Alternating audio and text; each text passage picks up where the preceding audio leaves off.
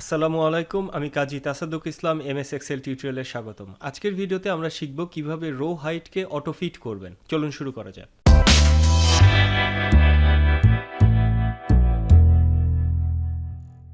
আমাদের একটি blank worksheet এখানে আছে। সাপোজ আমরা সেল A2-তে লিখব গুড মর্নিং।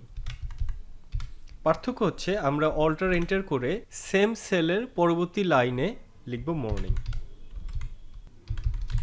এখন যদি আমি এন্টার করি, আপনি দেখতে পাচ্ছেন আমাদের সেলে শুধুমাত্র গুড লেখা আছে। আমি যদি এখানে ক্লিক করি তাহলে আমাদের ফর্মুলা বারে আপনি দেখতে পাচ্ছেন, যদি আমরা ফর্মুলা বারকে এক্সপ্যান্ড করি আমরা গুড মর্নিং দেখতে পাচ্ছি, কিন্তু আমরা আমাদের সেলে দেখতে পাচ্ছি না।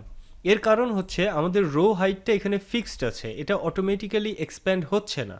আমরা যদি অটোফিট করতে চাই সেক্ষেত্রে অনেকগুলো অপশন আছে। প্রথম অপশনটি হচ্ছে আমরা রো সেপারেটরের মাঝখানে, যেমন আমাদের এখন সেল A2-তে অর্থাৎ সেকেন্ড রোতে আমাদের টেক্সট আছে, আমরা যদি 2 এবং 3-র মাঝখানে এই রো সেপারেটরে মাউস ওভার করি আমাদের কার্সরটা চেঞ্জ হচ্ছে। এখানে যদি আমি ডাবল ক্লিক করি তাহলে আমাদের রো অটোফিট হয়ে যাবে।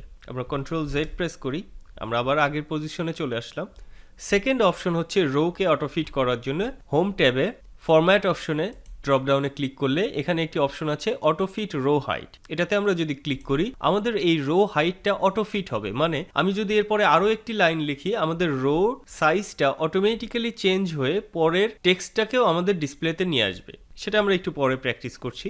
আমরা যদি আবার Ctrl+Z প্রেস করি, তৃতীয় অপশনটি হচ্ছে আমরা যদি অল্টার প্রেস করি তারপরে H তারপরে O এবং A, এই তিনটি যদি প্রেস করি তাহলে আমরা পাচ্ছি আমাদের অটোফিট, মানে আমরা আবার রোকে অটোফিট করলাম। অল্টার HOA, অল্টার প্রেস করলে আমাদের সেকেন্ডারি কিবোর্ড শর্টকাট অ্যাক্টিভেট হয়ে যায়। তখন আমরা হোম ট্যাব থেকে যে অপশনে যাব সেখানে একটি অক্ষর হোভার করে সেই অক্ষরগুলোকে প্রেস করলে আমরা স্টেপ বাই স্টেপ সেই ফাংশনালিটিতে অ্যাক্সেস পেতে পারি। সেক্ষেত্রে আমরা আমাদের অটোফিটে অ্যাক্সেস পাওয়ার জন্য আমাদের প্রেস করতে হবে অল্টার HOA। এখন আমাদের এই রোটা অটোফিট আছে। এখন যদি এখানে আমি আবার আরও একটি লাইন লিখতে চাই, অল্টার এন্টার প্রেস করে আমরা লিখি এবং যদি আমি এন্টার প্রেস করি আপনি দেখতে পাচ্ছেন আমাদের থার্ড লাইনটাও অ্যাড হয়ে গেল এবং এই সেলটা তার সাইজ চেঞ্জ করছে। আমাদের এই রোর এখন হাইটটা হচ্ছে 60 পিক্সেল।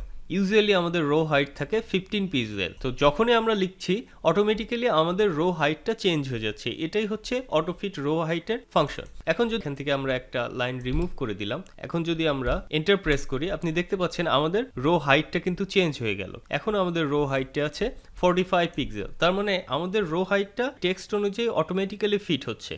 এটাকেই বলে অটোফিট রো হাইট। এর পরের ভিডিওতে আমরা ইনশাআল্লাহ দেখব কিভাবে অটোফিট করা যায় কলামকে। আশা করি পরের ভিডিওতে আপনাদের পাশেই পাবো। ভিডিওটি দেখার জন্য অসংখ্য ধন্যবাদ। আপনার ভিডিওটি পছন্দ হলে অবশ্যই শেয়ার করবেন এবং চ্যানেলটি সাবস্ক্রাইব করবেন। আজকে আপনাদের জন্য একটি প্রশ্ন হচ্ছে একই সেলে মাল্টিপল লাইন করার জন্য কোন কিবোর্ড শর্টকাট ব্যবহার করা যায়। উত্তরটা কমেন্টে অবশ্যই জানাবেন। আসসালামু আলাইকুম।